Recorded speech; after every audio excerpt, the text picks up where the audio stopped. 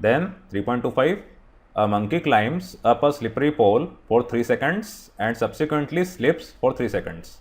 Its velocity at time t is given by vt is equals to 2t into 3 minus t, where t is greater than 0 less than 3, and vt is equals to minus t minus 3 into 6 minus t for t is greater than 3 less than 6 second in meter per second. It repeats this cycle till it reaches the height of 20 metre. अब आपके पास 4 question है. इसमें पहला question है eight what time is its velocity maximum. ठीक है, इसको हम देख लेते हैं. देखिए, आपको यहाँ पर 2 कर्व दे रखे हैं. ये कर्व कैसे हैं आपके? पैराबोला. ऐसा हमने कैसे पता लगाया? आपको दिया है V T is equals to, अब आप देखिए यहाँ पे टी स्क्वायर हो रहा है, मतलब कि कर्व है in the form of parabola. इसमें सिर्फ आपको इतना ध्यान रखना है कि मैथमेटिकल टूल्स में क्लास 10th में आपने जो कर्व देखे थे उन कर्व्स में आपको 4 मेंशंस थे: leftward parabola, rightward parabola, upward parabola, downward parabola. तो यहाँ पर आपको अपवर्ड और डाउनवर्ड पैराबोला से डील करना है, क्योंकि मैथमेटिकल टूल्स में आपने मैक्सिमा मिनिमा क्या होता है ये जान लिया है. मैं आपको रिकमेंड करूँगा कि एक बार आप मैथमेटिकल टूल्स को अच्छे से पढ़ के आएँ. ये क्वेश्चन उसी से डील कर रहा है. अब अगर इसको मैं इस तरह से लिखूं -2t इंटू टी माइनस 3, तो आप देखिए इसमें टी स्क्वायर आता कहीं ना कहीं और आगे माइनस साइन होता. तो जब भी माइनस एनी वेरिएबल का स्क्वायर होता है तो ये पैराबोला कैसा होता है? Downward, like this. उसी तरह से आप देखिए दूसरा कर्व, अगर आप माइनस साइन का मल्टीप्लाई करते हैं तो ये हो जाएगा t minus 3 into T minus 6. इसमें आपका टी स्क्वायर प्लस में आ रहा है, तो ये है अपवर्ड पैराबोला. यहाँ पर इन्होंने पहले क्वेश्चन में बात करी है मैक्सिमा की. तो मैक्सिमा आप देखिए, अगर आप इस कर्व का स्लोप लेते हैं या इस कर्व का स्लोप ऑफ टेंजेंट लेते हैं तो ऐसा होगा, और ये पॉइंट आपका होगा मैक्सिमा वाला. ठीक, ये सब आप पढ़ चुके हैं मैथमेटिकल टूल्स में. तो पहले क्वेश्चन के लिए आपको इस इक्वेशन से डील करना है. ये चीज़ का आप खास तौर से ध्यान रखिएगा. इतना आपको मेंशन नहीं करना है, आपको सिर्फ ध्यान रखना है. आप डायरेक्टली ये कर्व लेंगे और बोल देंगे कि इसमें मैक्सिमा होगा तो समझ जाएंगे. चलिए, तो ये आपका क्या होगा? इसको आपने थोड़ा सा सॉल्व किया तो 6t minus 2t square is equals to V T. अब ये वेलोसिटी मैक्सिमम किस टाइम पे होगी ये हमें बताना है. तो मैक्सिमम करने के लिए पहले इसका आप स्लोप निकाल लीजिए.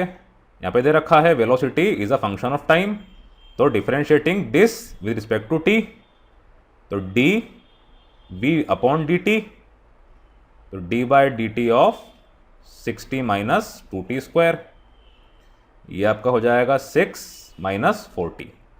अब जैसा कि आपने देखा था स्लोप ऑफ टेंजेंट इस तरह का रहता है. इसमें वैल्यू निकलती है t की, या जो भी कोऑर्डिनेट आपका आ रहा है अलोंग एक्स एक्सिस, जब आप इसको 0 करते हैं तो D V by D T is equals to 0. ये स्ट्रेट लाइन में भी आपको क्लियर हो जाएगा. जो मैथमेटिक्स वाले स्टूडेंट्स हैं स्ट्रेट लाइन जब पढ़ेंगे तो उसमें क्लियर हो जाएगा. तो 6 minus 4t is equals to 0. This implies t is equals to 6 by 4 is equals to 3 by 2 is equals to 1.5 second. ये आपके फर्स्ट पार्ट का आंसर है. Then B part, at what time is its average velocity maximum. ये भी easy question है. पहले आप average velocity निकाल लीजिए, उसके बाद टाइम निकाल लीजिए. आप जानते हैं एवरेज वेलोसिटी क्या होती है? Total displacement upon total time. अगर स्पीड होती तो डिस्प्लेसमेंट की जगह डिस्टेंस आ जाता. अभी फर्स्ट पार्ट में आपने मैक्सिमा के लिए इसको डिफ्रेंशिएट किया. अब आपको वेलोसिटी जो कि आपको टी के टर्म में दिया है उससे डिस्टेंस निकालना है, तो आपको यहाँ पे यूज़ करना पड़ेगा इंटीग्रेशन. इवन ये भी आप पढ़ चुके हैं मैथमेटिकल टूल्स में. जब भी आप एरिया निकालते हैं तो आपको इंटीग्रल कैलकुलस का यूज़ करना पड़ता है. इसीलिए यहाँ पर आप इस वी टी को लिख सकते हैं V T is equals to D S by D T. Differentiating S with respect to T will give you velocity which is the slope of tangent for the curve between S and T. ये आपको दे रखा है 2t into 3 minus T. ये भी आपको clear है कि हमने ये कर्व क्यों लिया, फर्स्ट पार्ट में हमने देख लिया था. तो ये आपको मिल रहा है D S is equals to 6t minus 2t square into D T.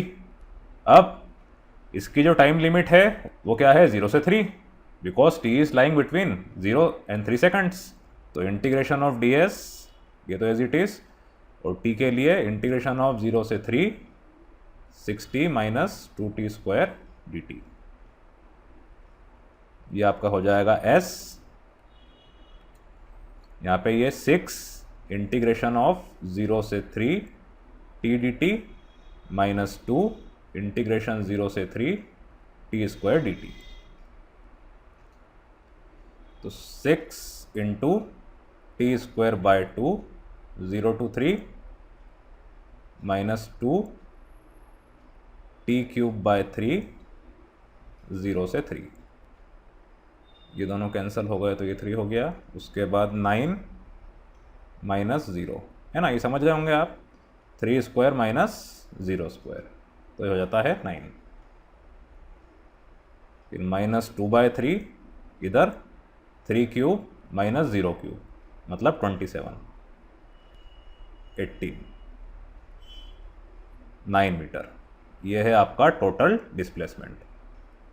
इस बात का आप ध्यान रखिएगा। अब एवरेज वेलोसिटी, ये क्या हो जाएगी आपकी, s total displacement upon total time. Total displacement आपका 9 और टोटल टाइम 0 से 3 था, तो ये 3 हो गया। यहाँ लिख देता हूँ मैं, t is less than 3 greater than 0, total 3 है। तो ये आपकी आ रही है 3 मीटर पर सेकंड एवरेज वेलोसिटी। अब ये एवरेज वेलोसिटी किस टाइम पे मैक्सिमम होगी, ये टाइम क्या होगा, तो यहाँ पर ये जो पहली इक्वेशन आपकी थी V T is equal to 2t into 3 minus T, इधर आप v की वैल्यू 3 पुट कर दीजिए, वेरी इजी। नाउ सब्सटीट्यूटिंग, तो ये आपका हो रहा है 3 is equals to 60 minus 2t square, तो ये हो जाएगा 2t square minus 60 plus 3 is equals to 0। अब यहाँ पर इसको आप क्वाड्रेटिक फार्मूला से सॉल्व कर लीजिए। आप जानते हैं फार्मूला होता है x is equals to minus B plus और minus of under root B square minus 4ac upon 2a। ठीक, यहाँ पे x की जगह क्या है t, b की जगह है -6, तो माइनस ऑफ -6 प्लस और माइनस ऑफ -6 का स्क्वायर मतलब 36, डायरेक्ट लिख दिया मैंने। ठीक है, ऐसा होता है ये -6 का स्क्वायर, तो 36 माइनस 4 इंटू ए है यहाँ पे 2 और सी है 3, ये आप समझ गए हैं, अपॉन 2 इंटू ए है आपका 2, तो ये आपको मिल रहा है 6 प्लस और minus of under root 36 minus 24 मतलब under root 12 upon 4 is equals to T. तो 6 प्लस और माइनस ऑफ आपका ये 12 कितना हो जाएगा, तो 2√3 अपॉन 4। आपके दो आंसर्स आ रहे हैं, दो टाइम आ रहे हैं, बिल्कुल सही है। आपकी एवरेज वेलोसिटी दो अलग अलग टाइम पे मैक्सिमम हो सकती है, नो डाउट।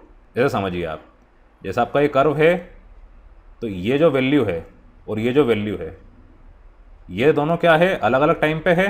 रफली अगर हम इसका ऐसा एक ग्राफ बनाएं तो आप देखिए, ये एक अलग टाइम इंटरवल है और ये अलग है, पर दोनों टाइम पे वैल्यू सेम है, इसीलिए यहाँ पे दो टाइम हो सकते हैं।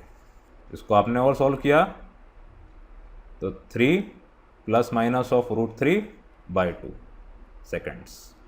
इसको आप अलग अलग लिखे आइएगा, 3 प्लस √3 बाई 2, 3 माइनस √3 बाई 2, दोनों आंसर सही रहेंगे।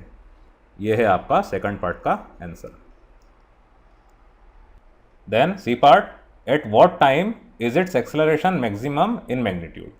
ये पार्ट तो आपका बहुत बहुत ईजी है, बस इसमें आपको ध्यान रखना है कि हम एग्जाम्पलर क्वेश्चन सॉल्व कर रहे हैं, तो अगेन आपको एक रिकमेंडेशन है कि आप एनसीईआरटी पूरी सॉल्व करके आएँ, क्योंकि एक्सेलरेशन मैक्सिमम एक कंडीशन पे होता है जिसको आप पढ़ेंगे सिंपल हार्मोनिक मोशन में, पीरियोडिक मोशन में, और वो कंडीशन ये है कि acceleration is maximum when its velocity is 0।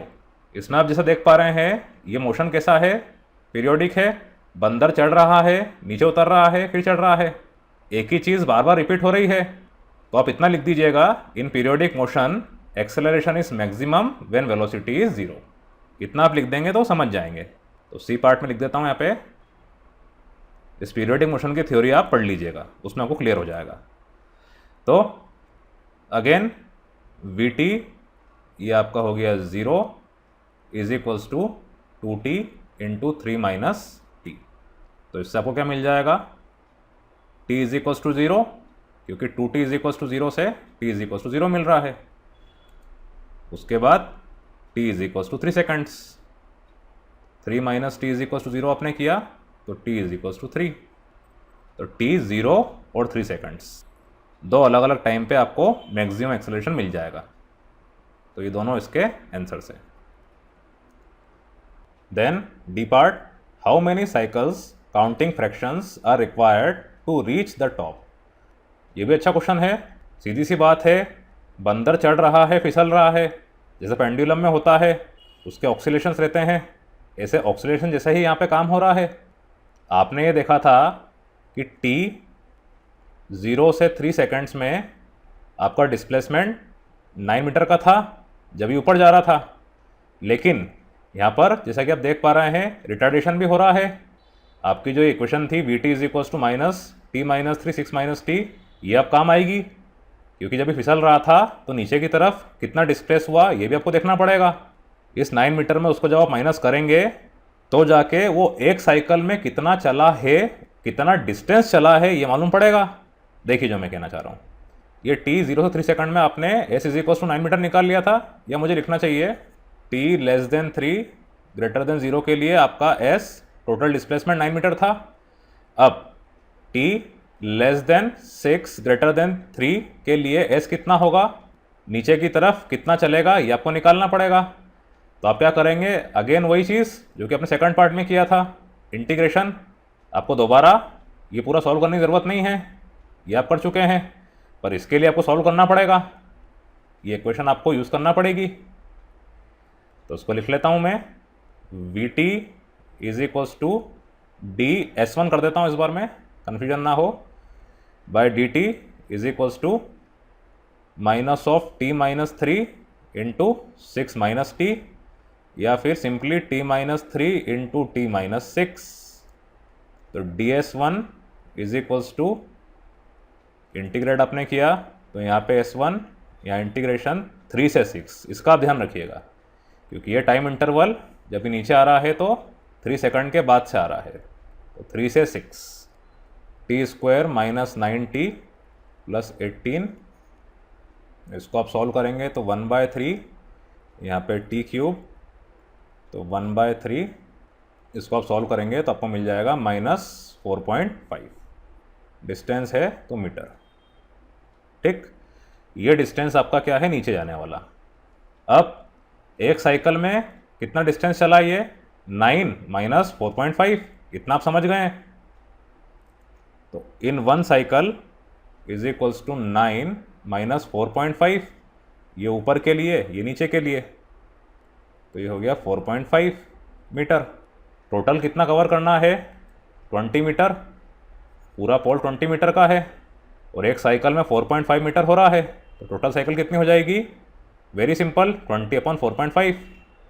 तो total cycles is equals to 20/4.5, ये हो रहा है 4.44। अब ऐसा तो है नहीं कि 4 साइकिल के बाद इसने 0.44 साइकिल चली, ऑब्वियसली एक ज़्यादा चली होगी, तो ये अप्रॉक्सीमेटली 5 हो जाएगा। 5 साइकिल्स इसने चली है तो जाके ऊपर पहुंचा है। ये आपके लास्ट पार्ट का आंसर है।